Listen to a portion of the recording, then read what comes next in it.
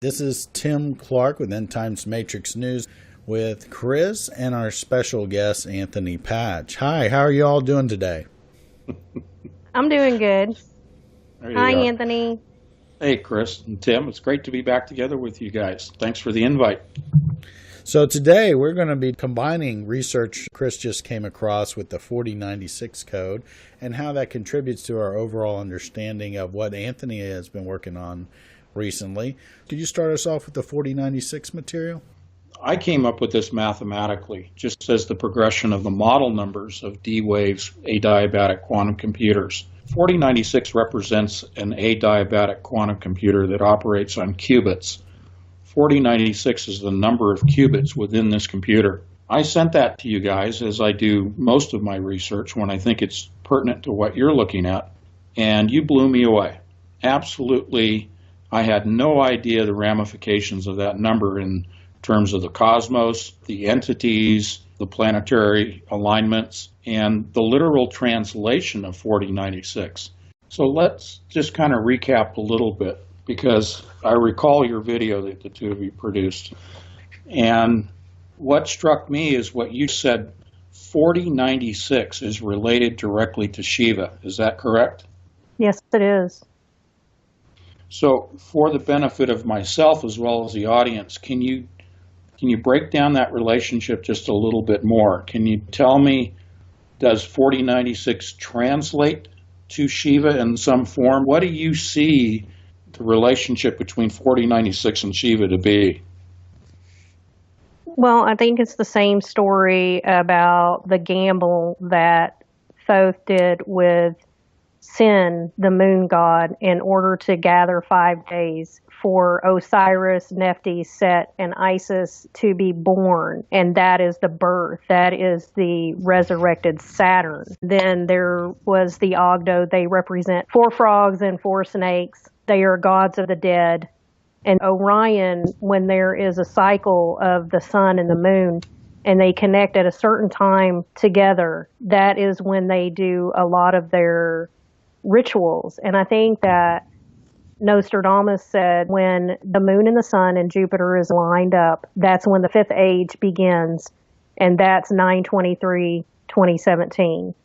Mm-hmm. I'm not saying the 5th age is going to start that day, but I'm just saying that it is in reference to what he predicted a long time ago. So we know that Shiva, it has 3 stages: destruction, then a wasteland or a level playing field, a clean sheet of paper, we might call it, and then the rebirth. So what I hear you saying is there's a resurrection of Saturn that is represented both by Shiva and by 4096. Am I correct? Yes, that's correct. Because that's what we're talking about in the physics end of it, where we talk about the electrical reconnecting of Earth to Saturn by way of the Birkeland currents, the plasma conduit that we've talked about so often, that it'll be generated by the Large Hadron Collider. And this is something that a lot of people have emailed me back, and even people that have interviewed me have struggled with, and I've struggled with it as well.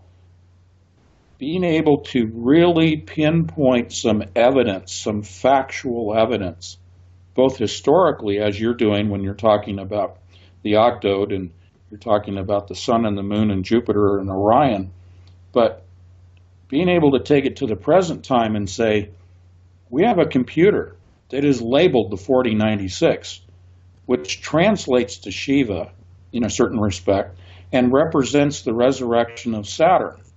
And then you toss in the 4 frogs, the 4 demonic entities. The reason that I'm focusing on this is because this really can crystallize the discussion about why are they focused on Saturn, why do they worship Saturn, and why do they want a stronger electrical connection. And just for the sake of the audience, the 3 of us have talked about the electric model of the universe for a couple of years now, and all of the planets are electrically connected. There is a plasma that exists in what mainstream science calls the vacuum of space, or dark matter, dark energy, is actually electric plasma, charged ionized gas. And through that medium, which is conductive, All of the planets are still electrically connected to one another.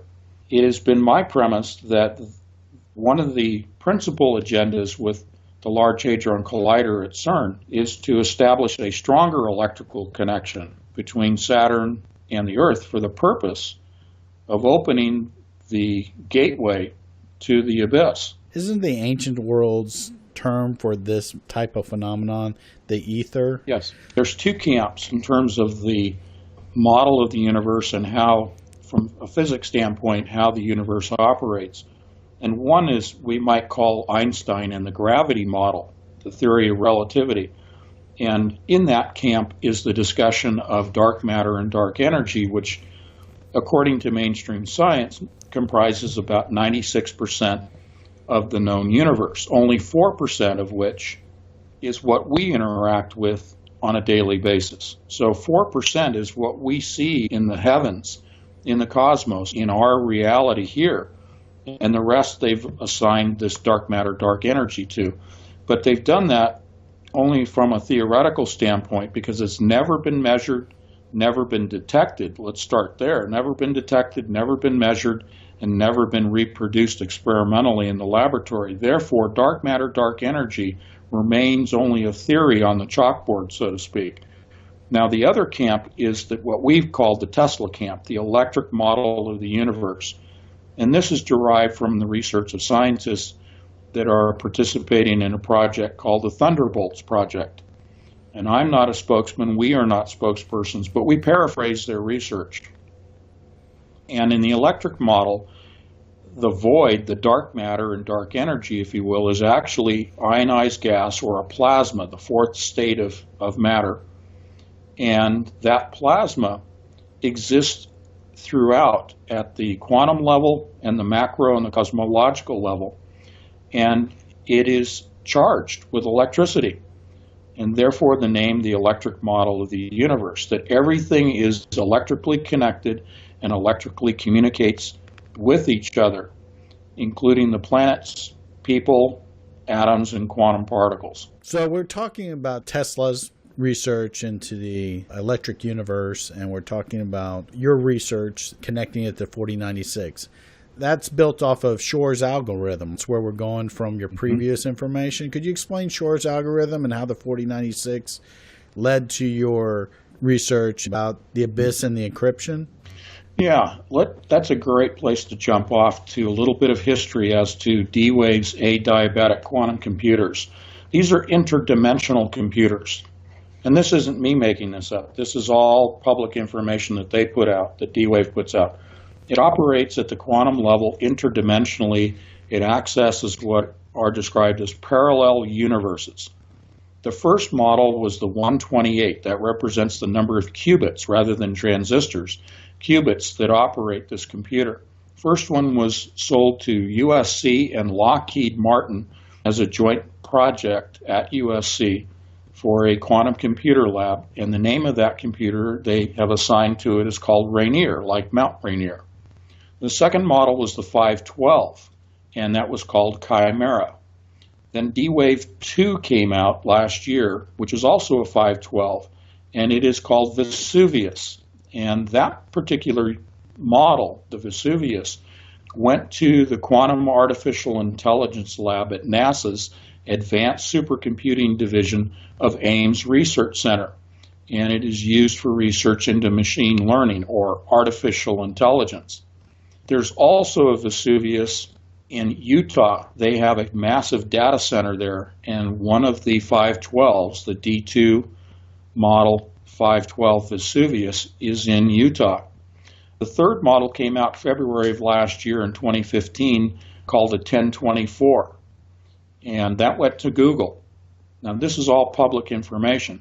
That 1024 was actually operating on a chip, if you will, on an assembly that held not 1024 qubits, but actually 2048 qubits, and they only operated half of that, let's call it a chip.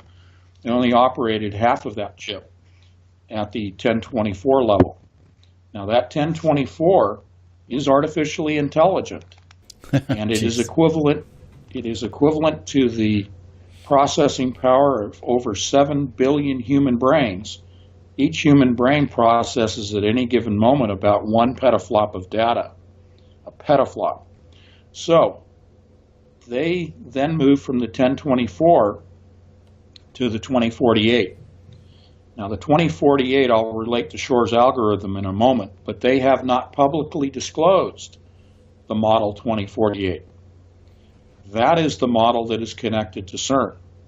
That is the model that will be initially operating to open the portal, but it is not the only model. There's a second model, the 4096, which will actually be responsible for the opening of the portal in conjunction with the 2048.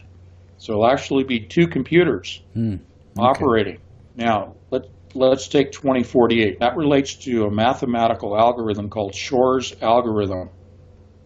This was considered a series of numbers that covered a full sheet of paper. It would require, according to Shor, a quantum computer to determine all of the prime numbers, the factors, to find the actual prime numbers within this long algorithm. He said that it would take a transistor-based quantum computer when he made that statement. He had no knowledge of qubits and the adiabatic quantum computer. This was in the 90s. Right. So one of the principal goals to test whether their adiabatic quantum computer using qubits was operating properly, D-Wave sought to find all of these prime numbers in the 2048 algorithm. Now I'm going to get to why this is important real quick. They were successful using their qubit-based quantum computer in finding all of the prime numbers in that algorithm for the first time. That rendered all secret codes, if you will, for communications on the planet were now rendered obsolete and vulnerable to being read by the adiabatic quantum computer model 2048, because all of the code systems in the world are based upon, in the RSA coding system, were based upon the idea that no computer existed that could crack Shor's algorithm. Once the 2048 cracked that, well, I shouldn't say the 2048 specifically, it actually happened with the model 128. So I'm confusing people, but the very first model 128, all the way through the progressions, they now can read all of the secret codes that are written based upon the theory that 2048 could not be cracked. And all of those RSA-based cryptological forms of communication were rendered obsolete, as I said, and that's when the NSA got really excited. They've been right there at lockstep with D-Wave all the way from their initial formative years with DARPA. But the point here is, and this will pull into 4096 in a moment, the point is our intelligence agencies realized that they could read everybody else's secret communications around the planet. But on top of that, they now had a system for coding communications that unless you had an adiabatic quantum computer based on qubits, not on transistors, you could not read this new form of cryptological communication. So our intelligence agencies, thanks to D-Wave, have an absolutely secure form of communication that cannot be read by anyone else. So they have a light years ahead, a quantum leap, if you will, advanced lead on secure communications. Now they've gone from the 2048 to the 4096. This is called Rose's Law in the world of D-Wave. Gordy Rose is one of the founders of the company. You know, in Moore's Law, they talk about transistors advancing, doubling their power every 18 months. Well, Rose's Law is qubits double every 12 months. Well, that has advanced to the point where the qubits double every 3 months. Oh boy. This led me to the mathematical progression of their model numbers to 4096. 4096 is where we're at today that we're talking about. Now, the 2048 has not been publicly disclosed by D-Wave, and certainly the 4096 has never been disclosed by anyone.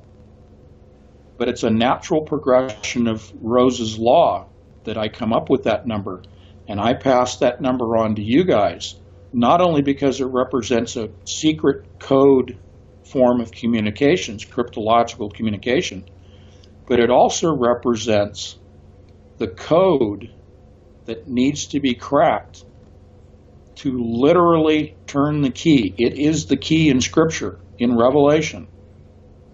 It is the actual key. The key, just like in cryptology, in order to write something in a coded language and then decipher it, you must, at the beginning and the end, have a key to write the code and then decode it at the opposite end.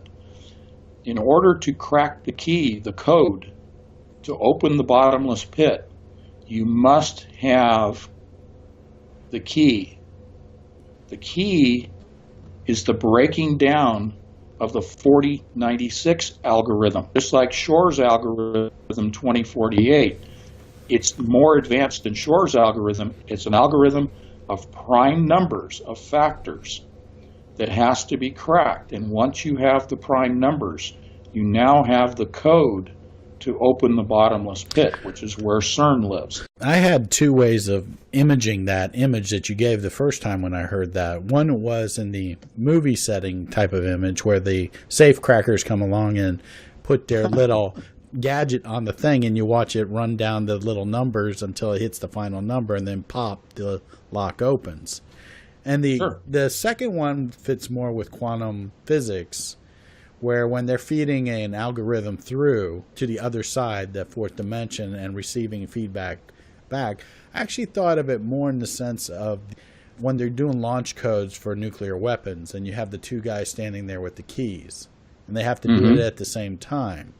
Well, if one of those guys was on the other side with the key on the other side, and they both turn the keys, one from one side and one from the other, then that magically unlocks the quantum lock.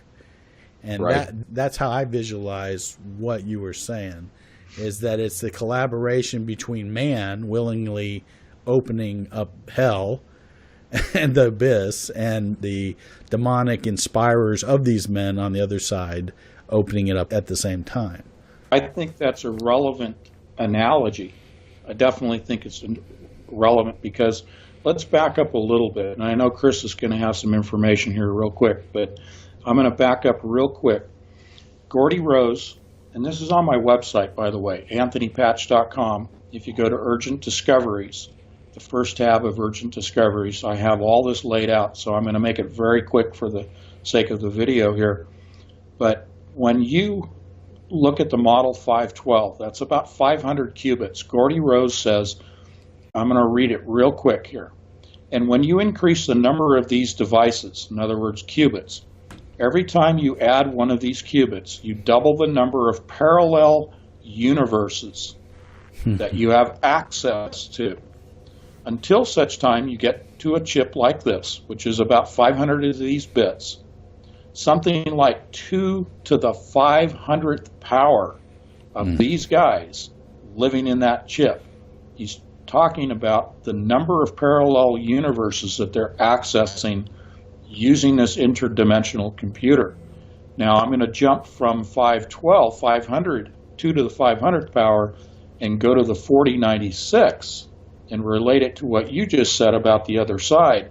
And they are accessing 2 to the 4,000th power. Wow. That's the number of parallel universes. 2 to the 4,000th power of universes they're accessing. Remember, over a year ago, I said when they open this portal, it's going to be like a freeway of demonic entities coming through. I can already feel that it's coming. Well, think about 2 to the 4,000th power number of parallel universes simultaneously accessed by the combining of the adiabatic quantum computer 4096 with the Large Hadron Collider. And therefore, you have a massive conduit allowing energy and entities to come in to our frame of reference, our realm. What's your take on this arch of triumph that they're setting these portals of entry around its globe? Is there something other than conquering that territory in the name of the deity of the thing you're planting there? Is there some kind of portal connection here with portals and entry points? What's your speculation? I know you can't really say for sure, but I think they're targets. I do think that they are targets for these entities to be distributed. If we look at this from the standpoint of a computer that is aiding and abetting to the opening of this portal, and that, as I have said, digital information and digitized DNA, more specifically, will come through that portal, then we can look at it in a digital distribution network. yes. And that these gateways represent computer nodes, computational nodes, in which the distribution of this DNA, digitized DNA, and these spiritual entities coming through will then be distributed around the planet. There will be over 1,000 of these archways placed around the world. These are nodes. You're looking at them as some kind of digitized transfer pathway for demonic entities once the highways kind of open up, and it's a distribution network of some sort. I really do, and I'm going to tell you where I leaped that off from, and that is from the Sentient World Simulation, SWS. SWS exists. This is a mirror of our reality. There is a complete virtual reality model of the entire planet within the adiabatic quantum computer systems. Every person on the planet is represented as a node. That's their own language. Wow. I didn't know that. There are over 7 billion nodes Wow. that are real-time tracked around the planet in this sentient world simulation, which is an artificially intelligent run system, which D-Wave's computers operate. And this is a project that was first proposed in 2006 out of Purdue University. I have their draft document. They, in 2007, made a public announcement that they were going live with the sentient world simulation. Sentient meaning self-aware, obviously artificially intelligent. Again, this is a way for, one, the artificially intelligent computer can self-learn about human behavior. This is a psychological operation, meaning that they are able to predict human behavior, and therefore they can advance their agenda ahead of the reaction time by the world's population. When we look at things like the Mandela effect is a psyops. When we look at things like the discussion and debate of the flat earth, when we look at things like Jade Helm. Isn't this the launching, what you're talking about, the AI 7 million node modeling of humanity? I kind of connect that to the whole Jade Helm thing.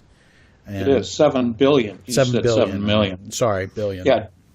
Jade Helm was one of the first public manifestations of an artificially intelligent, simulated military operation. And the purpose of this was to test the psychological response by people around the world, not just in the United States, but how people would respond to a military operation like this. And this was no bullets, no shots fired. Right. But this was a full-on tabletop exercise taken out into the public arena and run real time by an artificially intelligent system. This is one example that I can give you of the sentient world simulation in real time, in physical form, playing out. Go to Purdue University 2006 sentient world simulation, it'll pop right up. So it's no big deal, but it's understanding the ramifications of this that's really important. So we're looking at the beast system, right? SWS. We're looking at the computer system that will be able to control every person on the planet, including, as it says in Scripture, the ability to buy and sell. real time using the adiabatic quantum computer with the now more than the equivalent processing power of 7 billion human brains. It's way beyond that. That was the model 2048. Yeah. Let me give people a tangible touch point. When the first adiabatic quantum computer came out, the 128, it could process in 10 seconds a problem that would take a transistor-based quantum computer 30,000 years to solve. Jeez, my goodness. You can't even wrap your head around it. No, you can't It's even contemplate those kinds of numbers, not at all. And it's interdimensional. You know what hit me when you said the word node and humans and nodes? From the Christian perspective, we are spiritual vessels for the Holy Spirit to indwell. We are the temples that the Lord indwells as believers in Christ. To actually call a person a node is almost like calling them a vessel, whether they're empty vessels or spiritually dead vessels in the sense of how we were born into creation spiritually dead, but they're still nodes or vessels that could be possessed or however they're going to go about this thing with the mark of the beast. But to call people nodes of all things. This goes back to the early stages, the early development in the world of MK Ultra and the ability to control people psychologically, mentally, and physically. This all folds into the beast system. Everything, all of this, you said this before we went on the air, the science fiction writers haven't got anything on the Bible. It's all in the Bible already. And you said it better than I did, so I'll have you repeat that. Sure. We were talking about an upcoming project that Anthony's involved with, releasing with Douglas Woodward, Gon Shimura, and I believe it's Josh Peck. They all did a project together. I've been privileged to be able to read ahead of time and just give some feedback on it. And I said, I came up with a snappy one-liner for your book. If you want to use it, I said, sci-fi can only dream of going where the Bible's already been. I hear a little twinge of Star Trek in there. Yes, it's true. It has a Star Trek-y kind of feel to it, but the Bible was already there. It's like when I'm explaining to my nephew, I said, you know where Star Wars happened? Star Wars happened between Genesis 1:1 and 1:2. You didn't know it was written back then, did you? That is beautiful. See, that's what I mean. You have a whole different area of research than I do. And Chris, the Trinity that we have going on here that is amazing. I just love when you bring stuff like that in. We're going to get Chris now. Yeah, she's back. Okay. Jump in. Go ahead. 4096 basically is the capstone. And we know that the capstone also represents the coming of the Antichrist, because in the Bible, the cornerstone was changed to capstone, and that represents Lucifer, Apollo. We know that Apollo is underneath CERN, and they want to resurrect him. I do believe the Tower of Babel is the casket of Osiris. His head is in the casket. It is an alchemy machine with lapis lazuli and gold. It's harmonic, it's electric, and I do believe they are going to use that to raise the Antichrist. The Ganesh, which is translated to 4096, is the Om. 4096 is exactly Saturn, Venus, and Jupiter Trinity, which is the sun and the moon and the resurrected Saturn. Because when we're talking about Ganesh, which is the elephant, he is the son of Shiva, which is Shiva, because it's the same thing with Nimrod. When he's killed, then he's the resurrected Nimrod, as Tammuz, because Semiramis is the moon, Nimrod is the sun, Tammuz is the sun and the moon both. It's a split deity of male and female, sun and moon. And this has to do with the cycles of the sun and of the moon. And when we're talking about the four that represents the solidness of the capstone, which is Kudum, which is Jupiter, Sobek, which is Saturn, he's the Z-pinch. Isis, which is Venus, the female aspect of Saturn, and Horus, the sun, that is the resurrected Saturn as Ra. And we know that Set and Horus, they were always battling each other in order to gain the throne. And so one represents the sun and one represents the moon. And so that's the Trinity of what they want to resurrect is the Trinity. That's why Shiva put the head of the elephant on Ganesh. When he castrated it, he put it back on. the intelligence system, the operating system, the intelligence link up. That's why it was interesting to me was the Ganesh aspect of 4096 was the capstone on top of the pyramid, which was the Eye of Lucifer, which is the intelligence running the whole thing.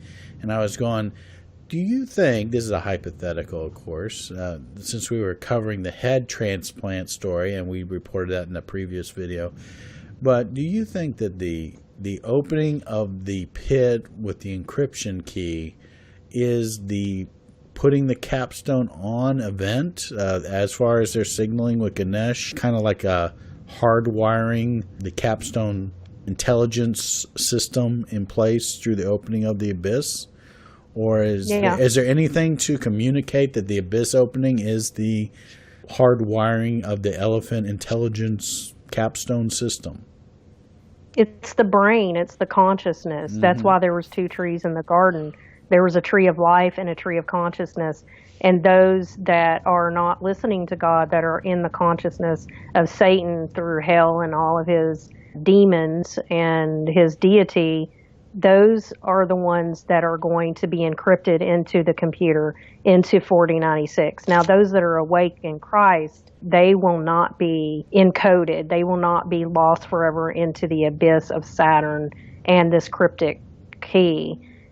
Anthony, as the node connection to this, I want to connect it to the nanodust.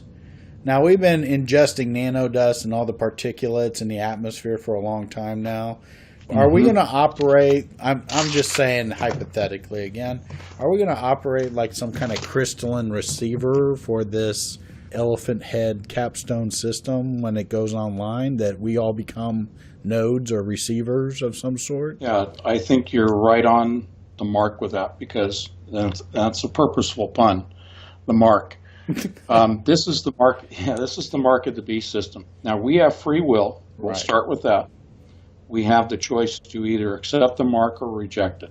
If we accept it, it means that the nanoparticles that are within all of our bodies right now that are in a dormant state, we have said, we've given permission for the activation of those nanoparticles. And they are going to change our DNA. This is a conversation we've had before. Going to change our DNA, and therefore also change the way that our minds operate. People will lose their awareness that they have even been changed when this happens. Wow. And the sales pitch, if you will, is that if you accept the mark of the beast, then you will achieve immortality, that you will no longer have diseases, you'll have longevity. This is the whole mantra in Silicon Valley. If you follow the money, the venture capital money in Silicon Valley, it is all going into human longevity, the defeating of death, the immortality, the original lie that ye shall be as gods.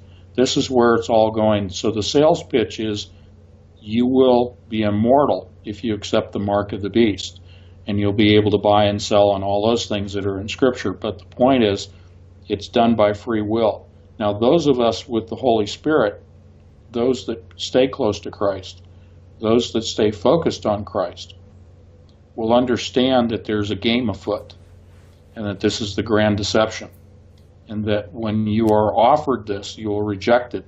In the interim, I believe that the DNA is actually shielded by the Holy Spirit, the full armor of God as it's described. The full armor of God will protect our DNA from being activated. And from a physics standpoint, the activation of those nanoparticles is done through electromagnetic stimuli. More specifically, it's done through microwaves. And this microwave connection exists through our Wi-Fi, through our interconnecting, not just by the internet, because the internet really is an obsolete system. The sentient world simulation operates not in an internet-based way, it operates in a full spectrum. In other words, all of the electromagnetic energy that surrounds the Earth, no matter its frequency, no matter what radio spectrum or microwave spectrum, This is full spectrum dominance, as it's called in the military. Full spectrum dominance of all of the electromagnetic signals around the planet means that we're immersed, Right. not just in a Wi-Fi environment, but in an electromagnetic environment. This is something that they don't want people to consciously understand, is that this is an electric universe. This is why we go back to talking about Einstein versus Tesla. Right. The reason that they talk about dark matter, dark energy, is so that people don't realize that we are immersed in an electrical environment, and they will use that electrical environment to change our DNA and to change our DNA, but the Holy Spirit interferes with that. I had mentioned to Chris this Tesla type stuff, and I said, when you look at and you hear people explain how they create Tesla coils, what makes us not a node Tesla coil just walking around on the surface that we are Tesla coils, in the sense that we are surrounded by all this stuff being bombarded, and we're having that whole kind of electrical connection like those Tesla coils have. You got the two poles, our feet are on the ground, we're grounded, and our head's in the air, and we're getting bombarded by this whole thing. Is that what they're trying to do? 7 billion nodes of Tesla coils out there, Sure. And I think the Twin Towers, when they went down, they became the Freedom Tower of one, the combination of your 288s there. And now the Triumph Arch of Baal going up there is kind of like the icing on the cake in my book. It's already designated that they triumphed over this nation, and now they're going to have a portal there saying this is the final icing on the cake. So if Jupiter is Baal, and they're putting up arches of Baal all over the world, and they represent gates and sacrifices also. Baal is Jupiter. The Lord of Jubilee is Thoth. He is the one who bursts the Ogdode, which is the capstone. He's also Quetzalcoatl, and the Mayans say that he is going to come back now. We are in the time of the capstone. 2016 is when he is supposed to return. Okay. So Quetzalcoatl is also Thoth. He's also Hapu. And in Egypt, which is the god of the Nile. The Nile is the river in the sky, or the serpent in the sky. November 20th is when Jupiter goes into the womb. Interestingly, Mercury is Hermes. He's also Thoth. Mercury is the messenger god of the night. And he is the one that's supposed to transfer the souls to the dead. Mercury is the ruler of Virgo, which Jupiter will be born. And he also is member of the spirit of all these planets. He's the Antichrist spirit. And he also is the ruler of the Gemini twins. The Gemini twins represent the two pillars, the sun and the moon, Set and Horus, Apollo and Hermes. And that's why I think CERN was built over Apollo's temple, in order to resurrect Apollo, because he's Apollyon. He's the Antichrist. He's the sun god. And the Bennu bird burst the sun in order to create the Ogdode in history, and that's the resurrected Saturn. The head is not attached to the body, which is the capstone, and the capstone is Saturn. It is 4096. It is the Ohm. It is the Saturn-Venus Jupiter combination, because if you look at all the planets, the 7, which Shiva is 7 planets. So if you look at all the 7 planets, they equal Saturn. And that's why they say Ogdode of the 8, because he's the 8. And I try to get out what I'm trying to think, Anthony, and it's so hard. It's like, the capstone is Saturn. They want to put Saturn on the body. They want to connect Saturn with Earth, male and female, Inky, male, female.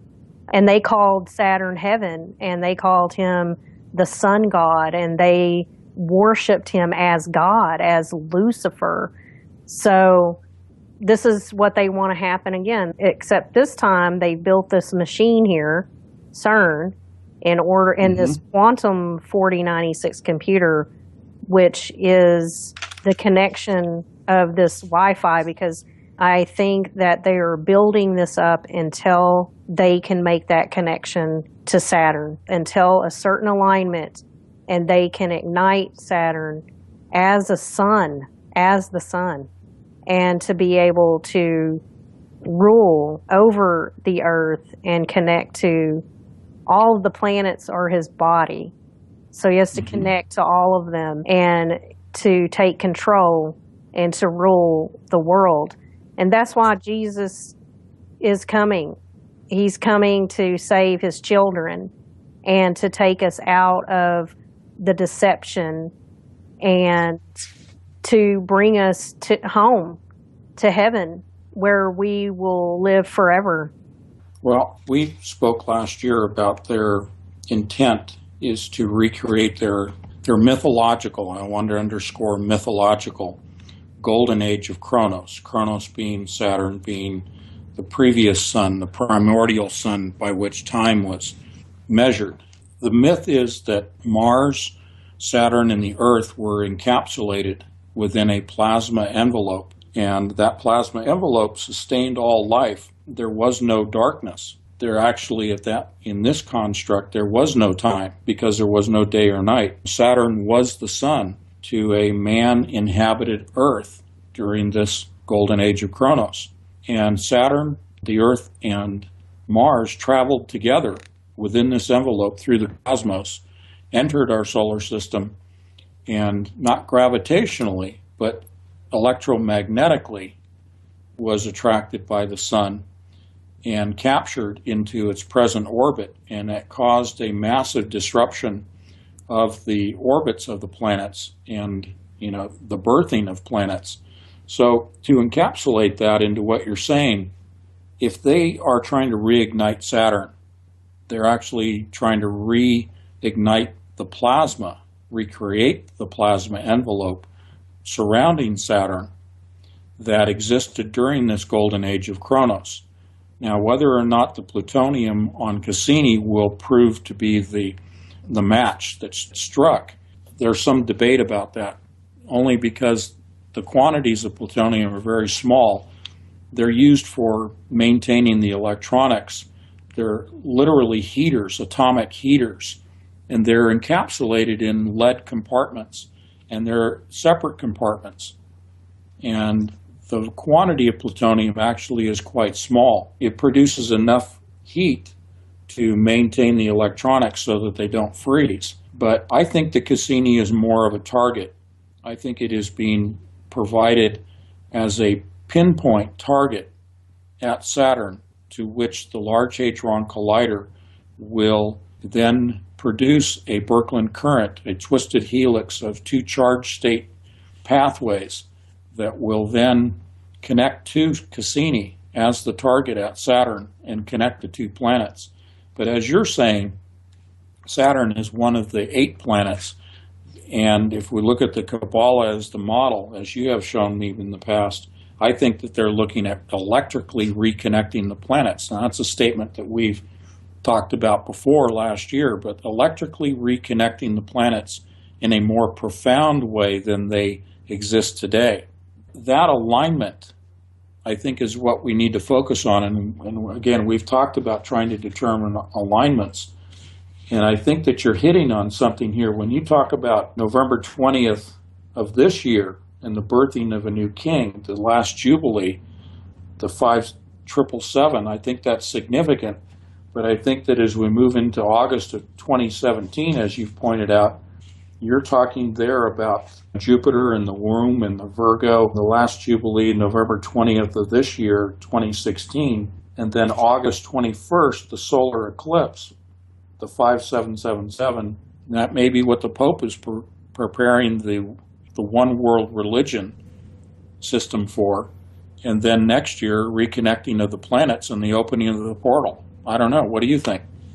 Yeah, I think that sounds just about right. You mentioned Saturn and the envelope of plasma and Mars and the Earth. Well, Mars is Marduk, and he's Shamash, and he's Tubal-Cain. Tubal-Cain's the artificer of iron, which is Mars, and brass, which is Venus. and copper, the elements. Venus is phosphorus also. The moon that Thoth negotiated with to birth the Ogdoad is the father of Shamash, which is Mars in mythology. Mm-hmm. When we talk, and Mars is the god of war. yes, and that's what they need is chaos in order to get the false peace. That's why they call it order out of chaos. Mm-hmm. And that's why the Vatican and all of the world leaders, they worship the order of the seraphim. They're the fallen angels. Thoth is a fallen angel. He's Hermes. There's different names for him, of course. It'll be in our book, Cernunnos's box, that Tim and I are writing. Mm-hmm. This is who they worship, and you're correct. They are preparing for a new king, which is Satan, which is Lucifer, because Jupiter is Baal, and he is going to be birthed September the 23rd of 2017. And I thought that it was a possibility that the gate was going to open August the 21st of 2017 because of the solar eclipse and the 88 degree representing the DNA of Shiva, mm-hmm. which is the father of the Ogdoad. Shiva also represents Lord Ayappa, which is in the Hindu religion. He is Ptah and I'm Imhotep in Egyptian. So he is part of that deity, and that is part of that bloodline with Egypt. And he came from India, Imhotep did. That's interesting. Which is Ptah, and remember, he represents Mars. Yep. From India. I didn't know Imhotep was. So let's recap for the audience.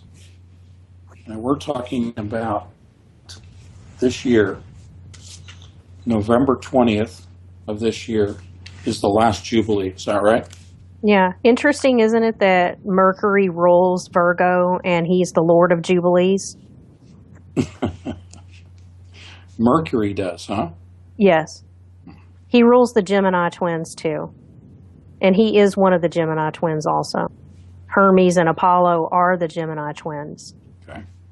So November 20th, he's placed in the womb, and then he's birthed on the 23rd of September next year.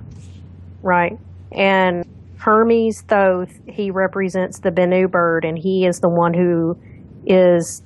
who burst the egg of the Ogdoad, of the capstone, of the sun. Now, the egg you mentioned was August 21st of 2017, the eclipse, the shape of the egg moving across the U.S. Yes. At the 88th parallel. Mm-hmm.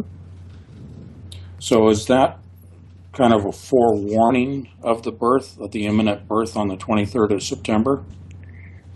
I think that's when some sort of gate opens up. I don't know which gate, but I solely believe that there's a gate that is going to be opened during that time. And again, that goes back to the 88th parallel, the double H's. So, Anthony, where do we go with the 4096? And do we know if the capstone is back on the pyramid prior to the abyss opening or after the abyss opening? Or is the abyss opening the event that puts it up there? Do we have any insight on any of those things? Well, yeah, I think that they had to create the head, and I'm glad that 4096 translates to Ganesh, because that makes a whole lot of sense when Chris explains it that way, and that it relates over to Shiva, which the statue of Shiva, as people probably already know, resides at CERN, right outside their headquarters building, their administration building. You know, there is this spiritual aspect to the physical that we continue to repeat, saying that you can't separate the physical from the spiritual. I think to answer your question about the head of the pyramid, I think if we're figuratively talking about an organizational structure that is a pyramid with the lack of a head, the lack of a leader, they have the organization, they have the body, in other words, the secret societies, et cetera, are the body of the pyramid in an organizational chart. And unfortunately, it has been lacking a leader, but they have been building their structure, building their pyramid organizational chart in anticipation of the return of their leader. And whether that's the Mahdi coming out of the well or the Antichrist, however you want to label that. But literally, they have created the head, which is a computer, which is the Model 4096A diabatic quantum computer made by D-Wave Corporation, which is artificially intelligent. And the head has been placed at the top of the organizational chart in the form of an artificially intelligent computer that is self-aware, it is sentient. It is the head of the organization now, and it is what is running the sentient world simulation. And that simulation is simply the template, the beginning point for the Antichrist to be able to use that infrastructure of the SWS, use that infrastructure as the beast system. So I do believe that the head has been manufactured, Okay. and it is now running the elites. It is now running the body of the pyramidal organizational chart. It is running things. Yeah. It's the AI system already in place, which makes a lot of sense because we talk about the worshiping of the image of the beast, and then all the holographic stuff that we're suspecting will be these little holographic images popping up for people to worship, as in the days of Nebuchadnezzar in Babylon and the golden statue. Well, I meant to mention for you, the popular culture part of it is the Pokemon Go, augmented reality. Now, that is a part of the sentient world simulation placed in an app for people to become accustomed to using, to the point, to the extent that they will demand the augmented digital reality, the virtual reality, if you will, but I like to call it the augmented reality, demand the digital rather than the analog, that they want to be full-time, fully immersed in this new sentient world simulation that Pokemon Go is just the cracking of the doorway for people, so that they will become to the point of saying, I like the augmented reality better than the analog, and thereby deceiving people and capturing them within this world that has been created by the 4096 and run by the 4096. That's why the CIA created that app. Yep. As another kind of a Jade Helm experiment to see what the masses, how they would react to Correct. such things, so they could tweak it Yep. and game the population to see if they can smooth out the kinks. And that's the key word. I've been repeating this on a couple of other shows. There is a game afoot. You hit it right on the head, my friend. We are being gamed. We are being played. Now, fortunately, we have the Holy Spirit to give us that ability to put on the new glasses of the Holy Spirit and see things clearly and see the game, see the chessboard. The SWS is the chessboard, and we can see it, and we can choose to either be a pawn or we can stand off to the side and kind of snicker as we're doing today and say, nope, that's a game, and I'm not going to play that game. Yeah, and the other Pokemon equivalent in the movie industry that fits this perfectly was the last Terminator movie with the Genesis system going online and watching the AI grow up in front of you, going from a child to a teenager to a full grown-up and taking over. And that was the whole thing. Yep. And that's what George sounds like we're talking about with 4096 running things, is just a... Absolutely. So if Ganesh represents the head of Pluto and it was put back on to represent the pieces of Saturn, which is the other planet, and Pluto's dead because it's in hell. He's the god of the dead, and he's the judger of the dead, which is Osiris. And his head is in CERN also because in my opinion, it's the casket of Osiris and his head is there. And if the Ganesh can't rule as the sun in hell and he has to be resurrected, think of it this way. Satan is copying God. Jesus is the son of God. Ganesh is the son of Saturn.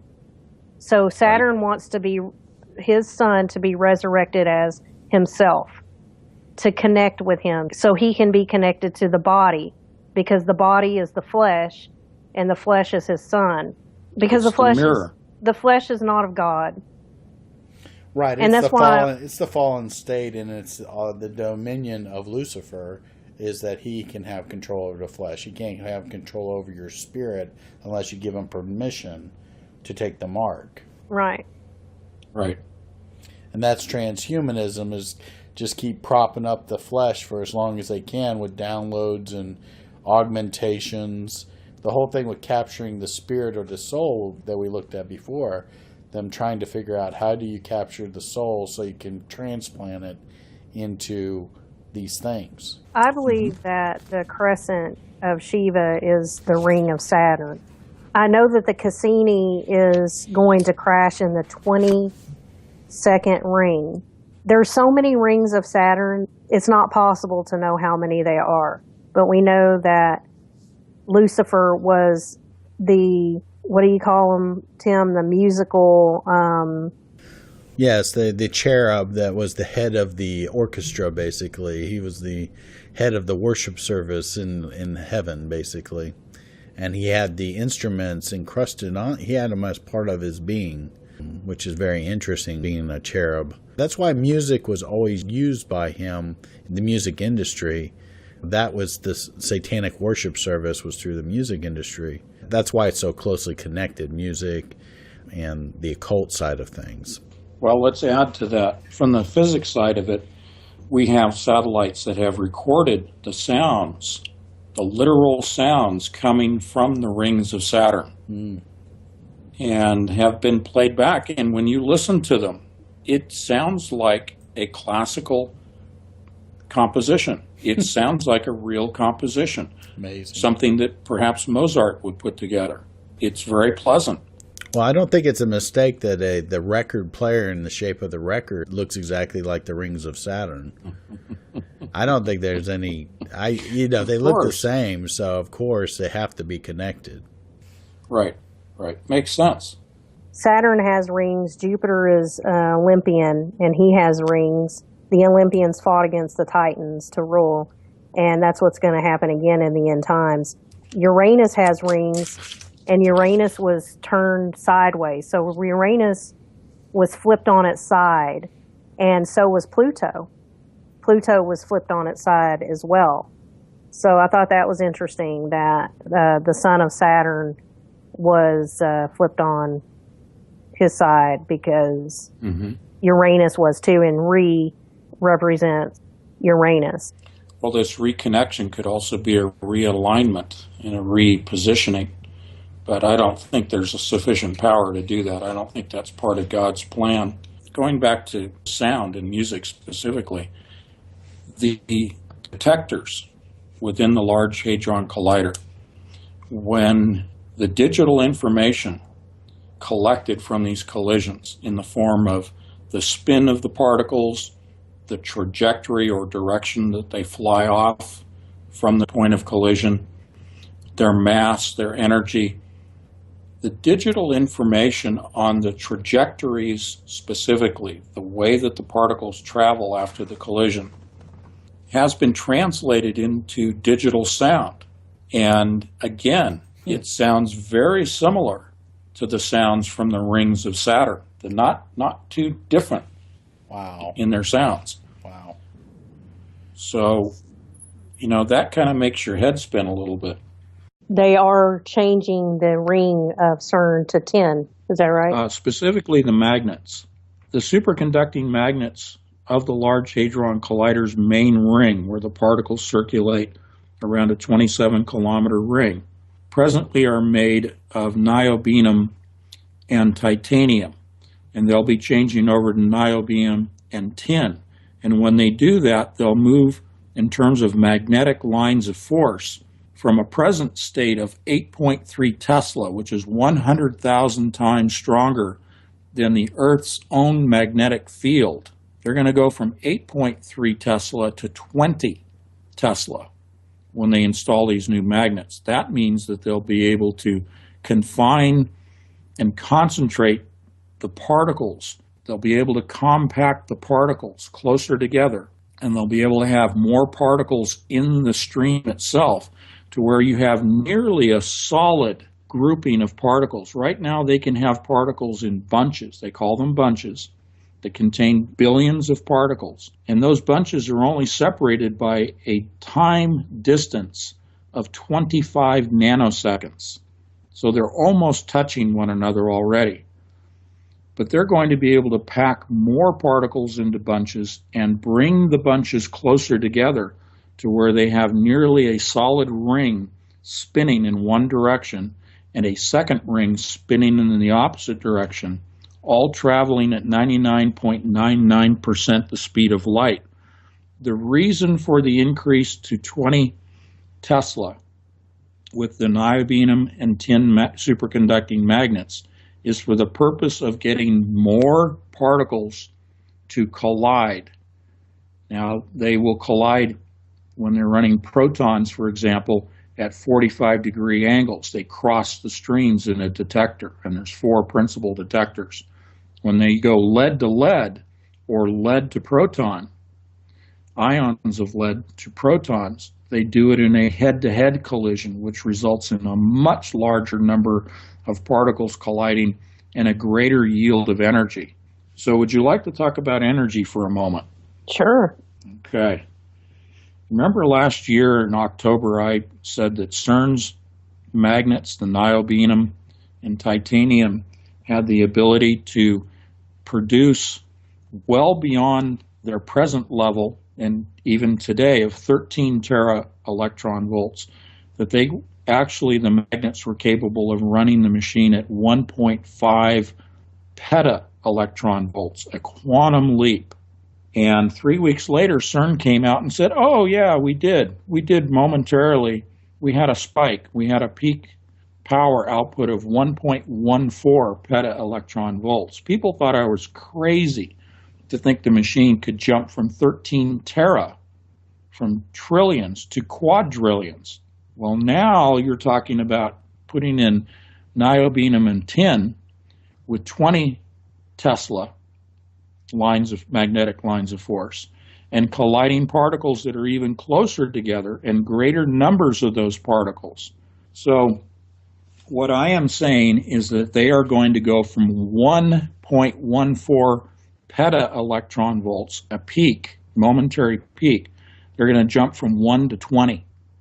They're going to go to 20 quadrillion, 20 peta electron volts.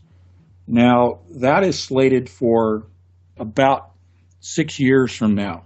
I personally don't think that's part of God's plan. I do not believe all of what I just stated is ever going to come to pass.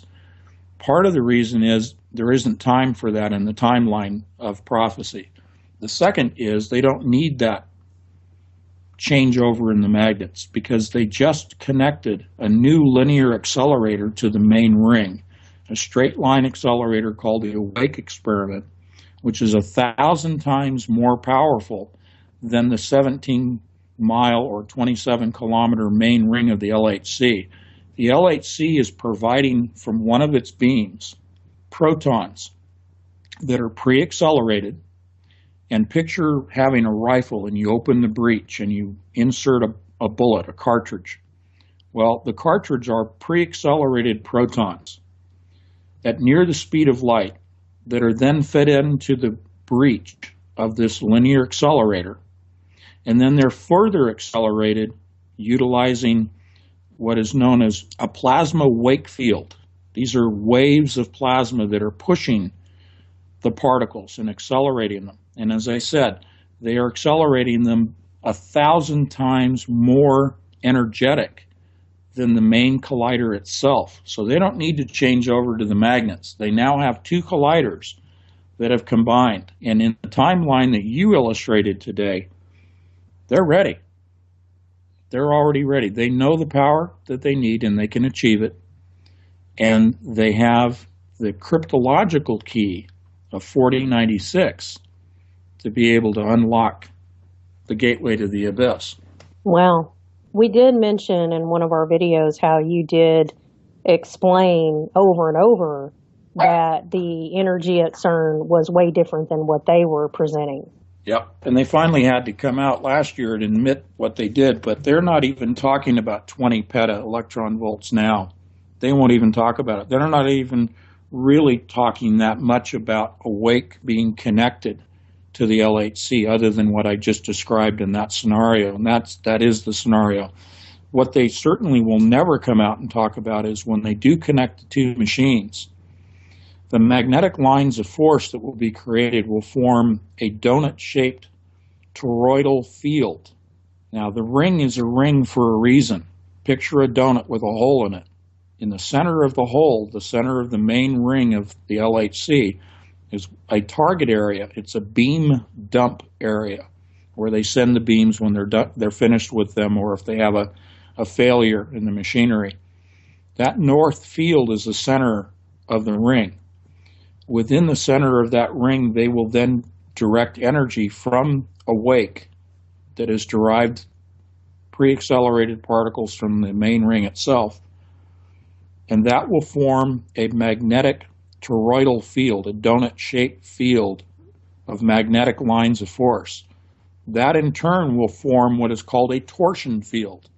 Picture an aluminum can, and you take the top and bottom in your hands and you twist that can in opposite directions. That's a torsion field. That will then result in the production of the plasma conduit, the Birkeland currents, that will stream from CERN to the southern pole of Saturn in the twisted helix. You have to have the torsion field, the twist, in order to create the twisted lines of charged particles. Looks just like a DNA helix. And that twisted helix will spread from the Earth through the conductive path, the conductive medium, which is called the ether or plasma, and it will travel through that conductive medium to the southern pole of Saturn, as I said. Now, Birkeland currents have been photographed by the Hubble telescope throughout the cosmos, and they're millions of light years in length. So for CERN to do this, it's no big deal. They're just reproducing what already happens in the electric universe.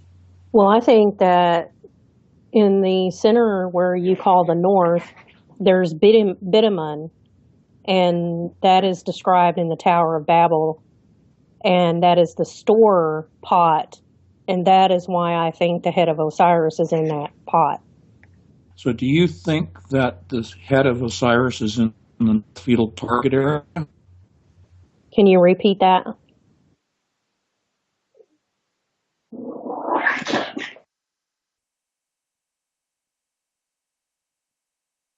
Tim, I think we lost him again. Okay. Okay. All right. Let's do a countdown. I think we touched on a hairy point. Yeah. My question that I was going to pose was, do you think the head of Osiris is located at the north field target area in the center of the main ring? I do with all my being, yep. That's just my thoughts, and that's what I believe. But yep. Well, can you describe again the head of Osiris? You said that it was electromagnetic, it was holographic. Can you describe it again? The head of Osiris is in the store pot of the Milky Way. It is the Tower of Babel that connects all the planets. If it represents the sun of Saturn and Pluto and in hell and the dead, and it wants to combine with its father, Saturn, that's what they're doing. They're connecting the sun, Osiris's head, with the father of his head. And like you said, 4096, the cryptic key, is what they want to trap everybody in with the consciousness. Okay. So are we talking about a literal head in a casket? Yeah.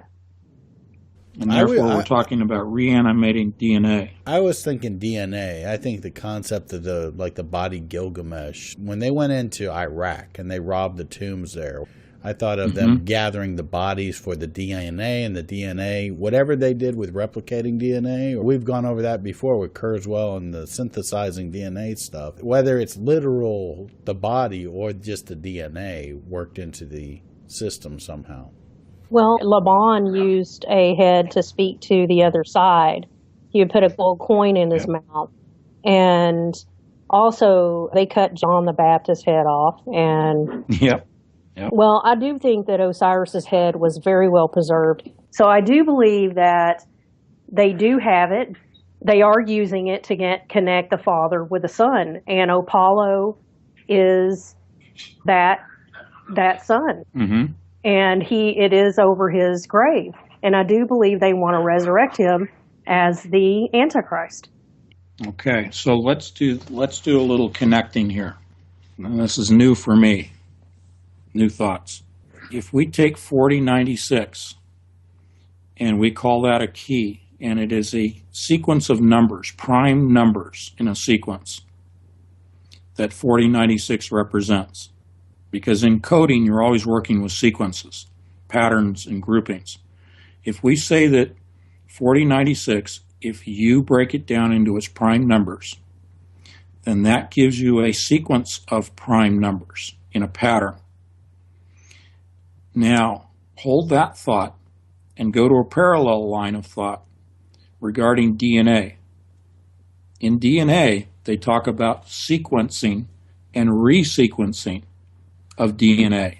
Same thing as a code. So if we look at 4096 and the sequence of the prime numbers as an arrangement of DNA, that you sequence the DNA to a specific pattern, a digital pattern that is defined by those prime numbers, how the prime numbers are arranged in this algorithm of 4096. In other words, where the prime numbers occur in the algorithm, in the streaming of numbers across the page. And then you look parallel to that, side by side, to a strip of DNA and the pattern, the sequence of the DNA, the light squares and the dark squares. You will see the DNA pattern being the same pattern as the pattern of prime numbers in that algorithm of 4096. That pattern of 4096 is telling you the pattern of the DNA that you want to produce using a DNA sequencer.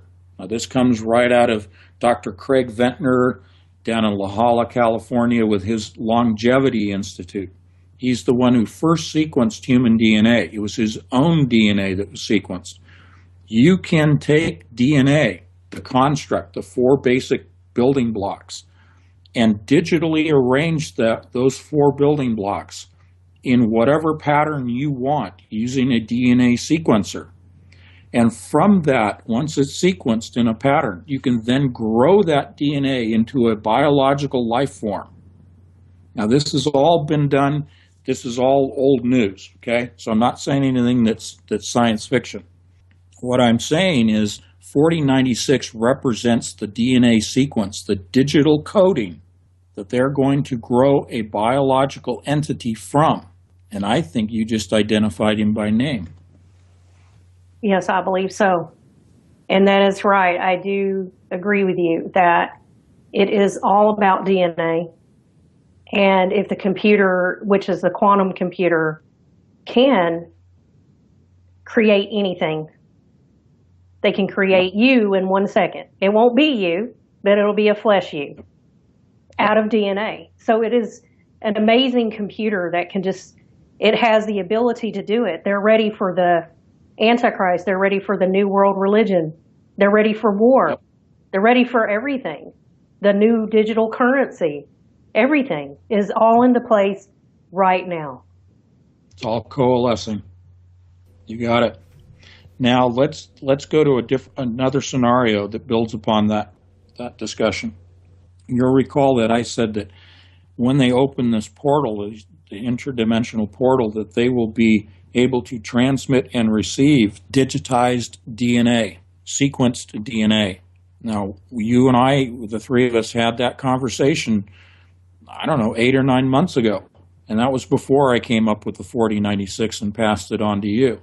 And I think that now they have the ability, through the Birkeland currents, to transmit that DNA, that sequence DNA, because here on Earth, they've run experiments.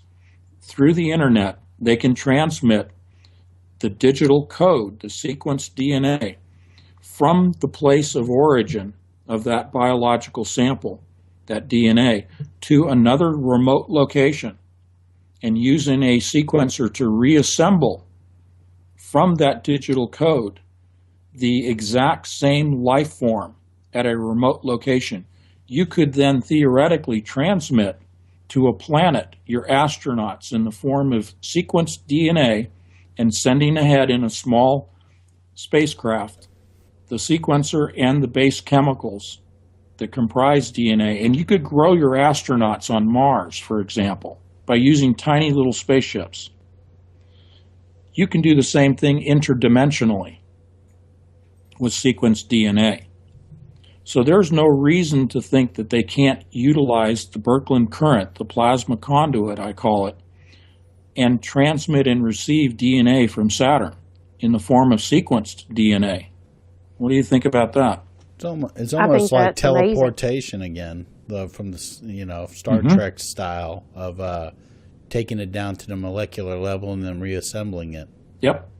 Yeah, that's just blows my mind, actually.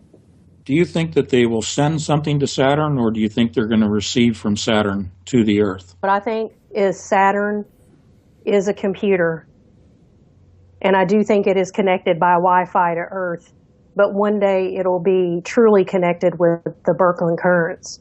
Yeah, I actually think similar lines. I think that Kronos or the computer or the timepieces, they're going to try to break it and then rule here and be outside of time, outside the time dimension. That's the eternal life and no time limit on eternal life. And do as thou wilt, under that philosophy, shall be the whole of the law of the Aleister Crowley type of philosophy that these people want to follow. So, yeah, I think it's a transfer of the sequence DNA to here and then ruling here. And Saturn is no longer really in play as far as the timepiece element, I don't think. I think the timeline ends, and then they're trying to live in the eternal realm, where Jesus and God are now, and the other angels are outside the time, that time element. Okay.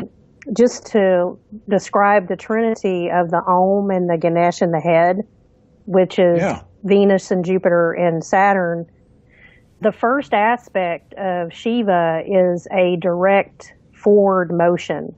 It's the synthesis of spirits in form. The other motion is the spiraling periodical motion, atoms into form, developing consciousness through contact and refinement. And that's Jupiter. And the first one was Venus, Venus representing Shiva and the crescent and the star. And the third is Saturn, which is Brahma. He represents the active intelligence, adaptability, and he has a rotary motion, the Ouroboros. Yeah, the rings is where the Ouroboros symbol came from, right? Yeah. So the circle, the line, and the spiral is the trinity of motion. Saturn, Jupiter, Venus. So that is also equivalent to 4096. Okay. How is it equivalent to 4096? The capstone is the cosmic egg, and so is the Ganesh. And he represents 4096, the worship of the cosmic egg. The cosmic egg is all the planets equaling to Saturn. Saturn was the cosmic egg. He wants to be again. But the cosmic egg is now the cube, the pyramid, the 7 planets represented Shiva, wanting to become Saturn once again as the head. It's interesting, the 4 or the 3 motions you describe all are contained within the Large Hadron Collider. The straight line is awake, and also the Birkeland currents. And you said a spiral, correct? Yes, that's Jupiter. Okay, the spiral is the toroidal field, that twisted aluminum can shape, so to speak.